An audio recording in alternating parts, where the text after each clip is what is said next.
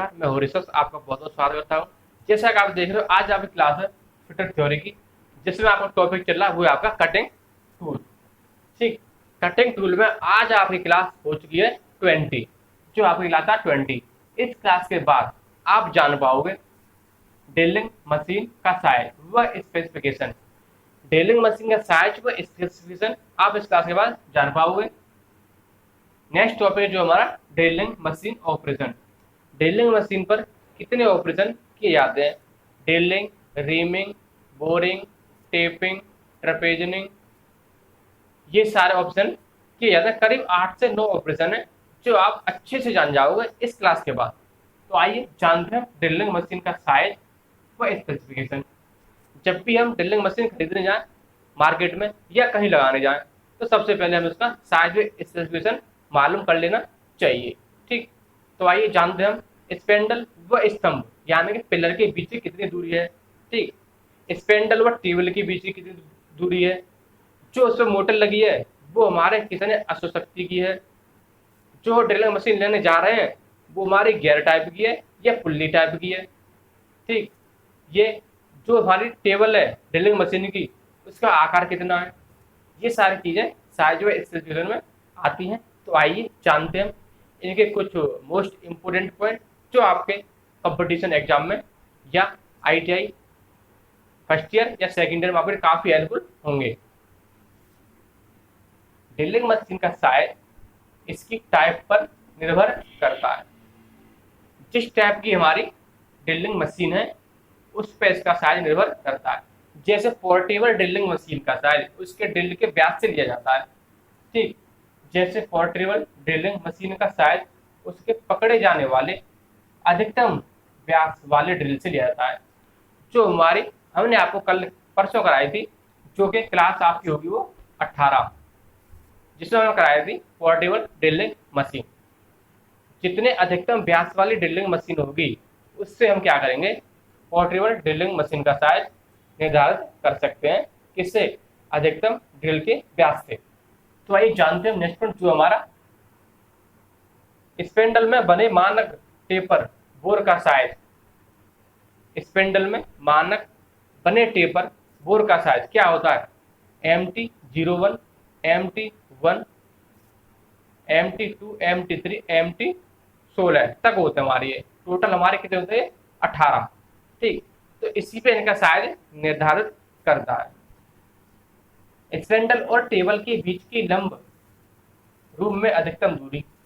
जो हमारा स्पेंडल होता है यानी कि जिसमें हम ड्रिल चक में ड्रिल को कसते हैं वह और टेबल के बीच की दूरी कितनी है, ये जानना बहुत जरूरी है।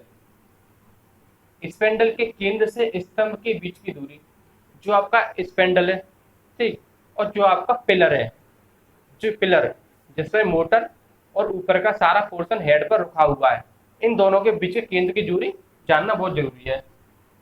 स्पेंडल के केंद्र से हमारा चौथा पॉइंट है टेबल का व्यास। जब आप किसी भी टेबल पर जो आपको बांधना जाओगे, ठीक, उसके बाद आप उस पर बायस रखोगे, टी बोल्ट की सहायता से तो बायस को कसोगे, तो उस बायस का आपको व्यास मालूम होना चाहिए यह कितने व्यास की है। स्पेंडल की चाल और उसकी अधिकतम व न्यूनतम गति। जो आपका स्पेंडल है आपका उसको आरपीएम पता होना चाहिए, इसका आरपीएम मैक्सिमम व मिनिमम कितना है। ठीक, पुल्ली या गियर ड्राइव, जो आप मशीन खरीदने जा रहे हो या कहीं लगाने जा रहे हो वो हमारी पुल्ली टाइप की है या गियर टाइप की है, ये भी जानना बहुत जरूरी है। मोटर की अश्वशक्ति, हमारी उस मोटर की अश्वशक्ति है वो कितनी कैपेसिटी में है। मशीन का भार तथा यह कितनी जगह गिरती है। जो मशीन लेने जा रहे हैं वह कितने वेट की है और वह कितने आकार की है, कितनी जगह गिरेगी, जितना इतना हमारे पास है या नहीं।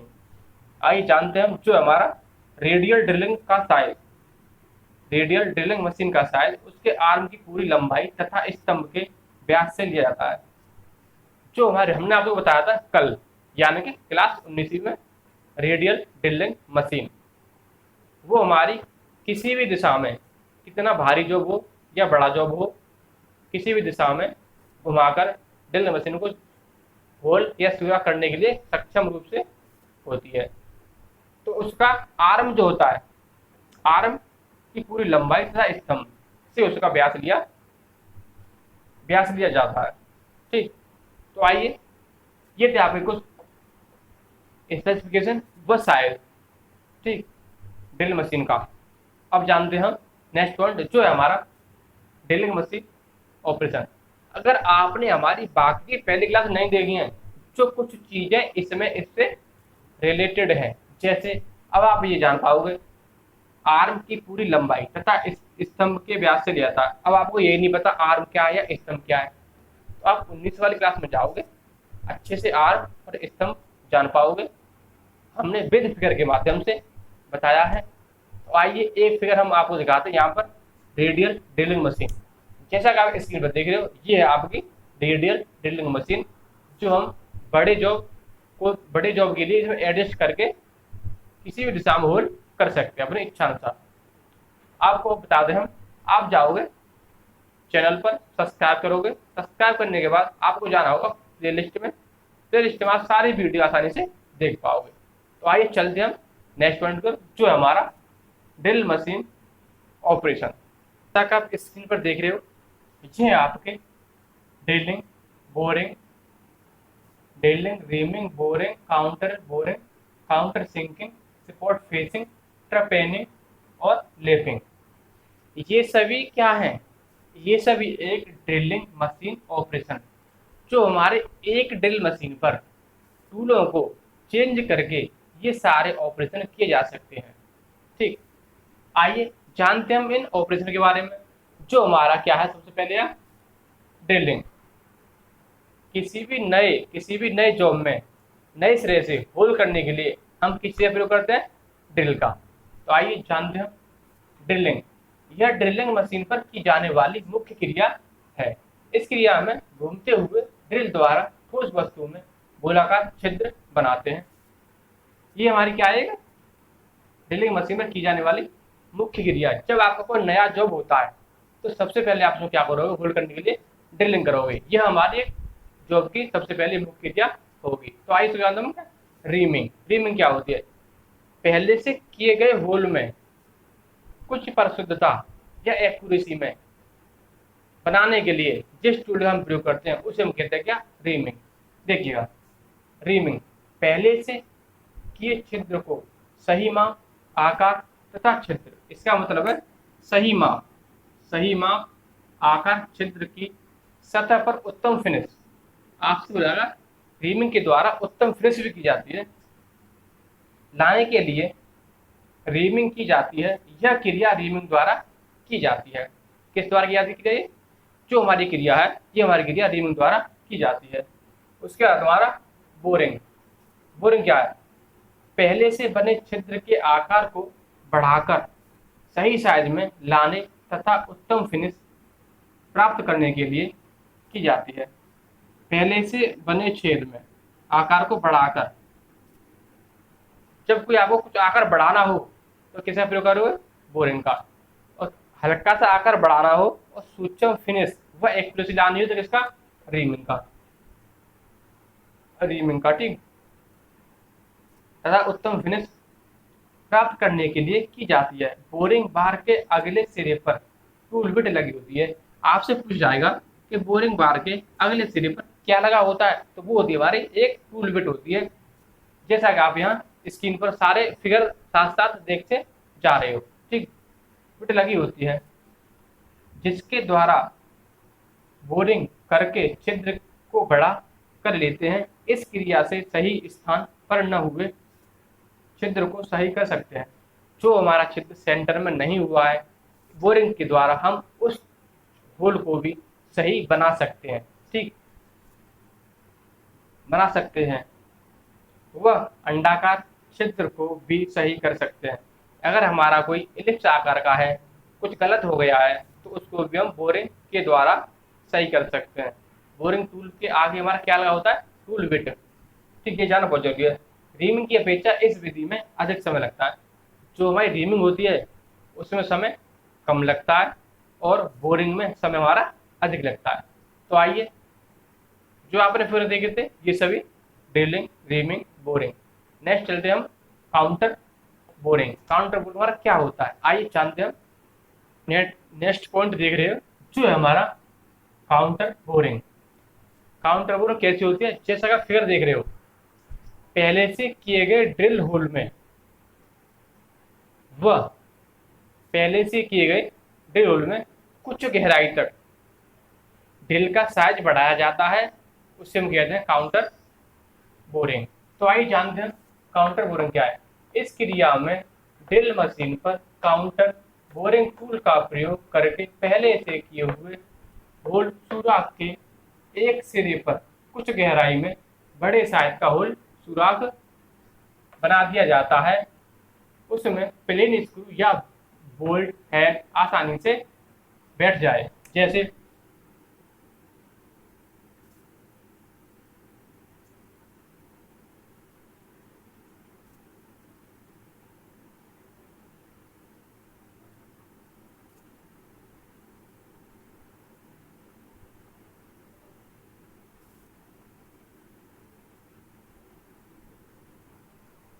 ये आपका ड्रिल है, ये आपका जॉब है। तो आपने क्या किया, यह पूरा होल पहले से ड्रिल से किया हुआ है। अब आपको क्या करना है, अब लगाना आपके लिए काउंटर बोरिंग वाला काउंटर बोरिंग टूल। ठीक, तो हमने काउंटर बोरिंग टूल मान लिया। अब हमने क्या करना है, इसमें कुछ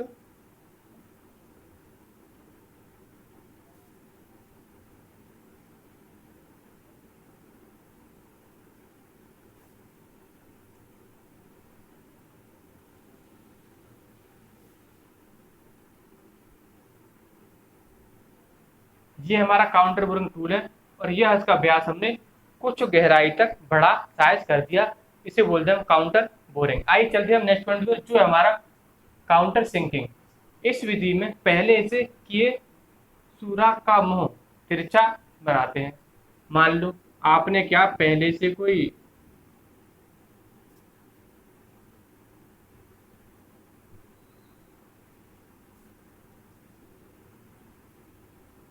ये आपने पहले से होल कर रखा है, ठीक है, वो लगा तिरछा बनाते हैं इससे के इसके लिए काउंटर सिंकिंग स्क्रू का हेड ठीक तरह छिद्र में बैठ जाए। काउंटर सिंकिंग में 60 डिग्री, 65 डिग्री और 90 डिग्री के अंतर्गत कोण होता है। जो आपका काउंटर सिंकिंग का एंगल कोण होगा कितने डिग्री पर, 60 डिग्री, 62 डिग्री या 90 डिग्री। तो आइए हम जानते हैं।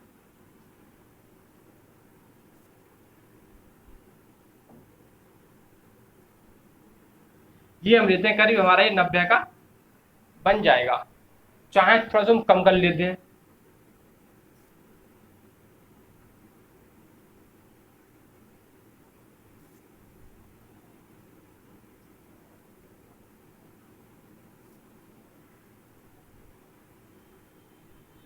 ये 90 का हो गया, ये 90 से कम हो गया, इसे हम 60 का हो गया, बढ़ाएंगे तो हमारी 82 का हो जाएगा।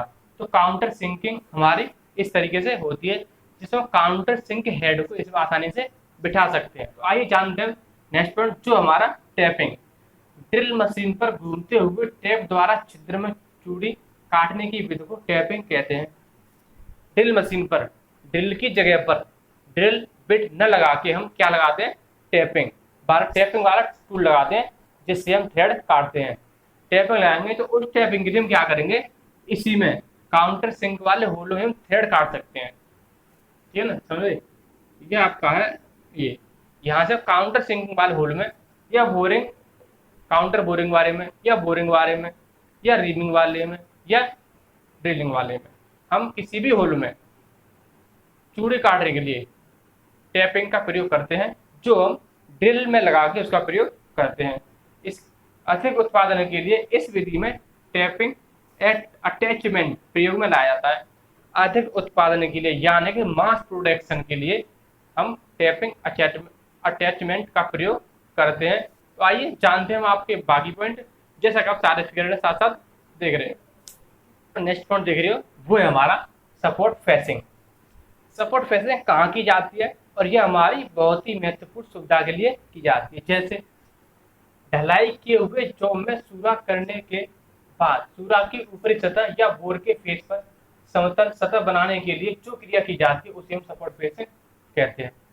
जब आपका कास्टिंग को ढलाई करके एक कोई शेप या आकार दिया जाता है, अगर उस आकार या शेप में हम कोई होल करते हैं, होल तो कर लेते हैं, लेकिन जब कोई वाशर, हेड, पिन या स्प्रिंग वगैरह हम उसके ऊपर हेड पर समतल सतह पर एडजस्ट आसानी से नहीं कर सकते, क्योंकि वह खुरदरी रफ आकार की है। तो उस सतह को समतल बनाते हैं किसके द्वारा? सपोर्ट फेसिंग टूल के द्वारा। ठीक, यह क्रिया ड्रिलिंग मशीन पर सपोर्ट फेसिंग कटर द्वारा की जाती है। इससे सुराख में फिट किए जाने वाले बोल्ट हेड, नट, वाशर, रिंग आदि ठीक बैठ जाते हैं। जब हमारा जॉब का यानी कि कास्टिंग का ऊपर वाली सतह अच्छे से समतल बन जाएगी, तो हम उसके ऊपर job, washer, ring, board head आसानी से बिठा सकते हैं। तो आइए, जैसा कि आप स्क्रीन पर देख रहे हो, ये हमारा सपोर्ट फेसिंग का एक क्रिया। ट्रपेनिंग। ट्रपेनिंग क्या होती है? सबसे पहले आपको फिर दिखाते हैं ट्रपेनिंग। जैसा कि आप स्क्रीन पर देख रहे हो, ये हमारी एक ट्रपेनिंग है, जो बड़े आकार के गोल आकार या वृत्ताकार जॉब को काटने के लिए, बड़े बड़े जॉबों को गोल काटने के लिए प्रयोग की जाती है। ड्रिलिंग मशीन पर बड़े व्यास के छिद्र बनाने या गोलाकार जॉब काटने के लिए ट्रपेनिंग की जाती है। एक होल्डर में मध्य में बराबर दूरी पर 2 बिट लगा दी जाती हैं। हम क्या करते हैं, इनको 2 बिट की सहायता से एक स्पेंडल में दोनों के दूरी पर 2 बिट लगा देते हैं, उसको घुमाते हैं ड्रिलिंग मशीन पर। जितना चाहे उतना बड़ा हम गोल या गोलाकार जॉब काट सकते हैं, किसके सहायता से? ट्रपेनिंग टूल की सहायता से। तो आइए चलते हैं हम नवे पॉइंट की ओर, जो था हमारा लेपिंग। ठीक, नवा पॉइंट हमारा वो हमारा लेपिंग। हार्ड किए हुए जॉब या पार्ट के छिद्र की सतह पर शुद्ध तथा चिकनी बनाने के लिए लेप को ड्रिल मशीन पर बांधकर लेपिंग कर सकते हैं। जब आपका कोई जॉब हार्ड किए हुए जॉब व पार्ट के छिद्र, जब आपका कोई जॉब है या कोई पार्ट है, उसके अंदर या बाहर, अंदर मतलब लेप टूल के द्वारा हम उस सतह को चिकनी पर शुद्ध बना सकते हैं लेपिंग के द्वारा। ठीक, ड्रिलिंग मशीन पर बांधकर लेपिंग कर सकते हैं। इस विधि में बहुत कम धातु कटती है। लेपिंग विधि में बहुत कम धातु कटती है, क्योंकि चिकना सतह को बनाती है। इसलिए लेप कई प्रकार के होते हैं, परंतु तांबे व कास्ट आयरन के बने लेप अधिक प्रयोग में लाए जाते हैं। लेप को छिद्र में फिट बिट कर ऊपर नीचे चलाते हुए घुमाया जाता है। हम क्या करते हैं, लेपिंग को एक बिट में फिट करके ऊपर नीचे रोटेट करते हैं, जिससे कि हमारे जॉब की सतह अच्छे से फिनिश व समतल बन जाए, इसके द्वारा, लेपिंग के द्वारा। तो ये थी हमारी लेपिंग विधि। आइए चलते हम, अगर आपको यह हमारी क्लास कैसी लगी कमेंट बॉक्स में चाहें, कमेंट करके जरूर बताएं। आज इतना ही। कल की जो आपकी क्लास होगी, मतलब नेक्स्ट डे जो आपकी क्लास होगी, ड्रिलिंग एसेसरीज, ड्रिलिंग के क्या क्या पार्ट्स होते हैं। तो ये थी ड्रिलिंग पर क्या क्या ऑपरेशन हम कर सकते हैं। अगर आपने हमारी बाकी की वीडियो नहीं देखी है, तो आप जाएंगे यूट्यूब पर आप सर्च करोगे फिटर हब, वहाँ पर आपको सारी वीडियो मिल जाएंगी और प्ले लिस्ट भी मिल जाएगी। आप सारी वीडियो आसानी से वहाँ देख सकते हो। तो आइए मिलते हैं आपसे next video next day. Okay, bye bye, thank you.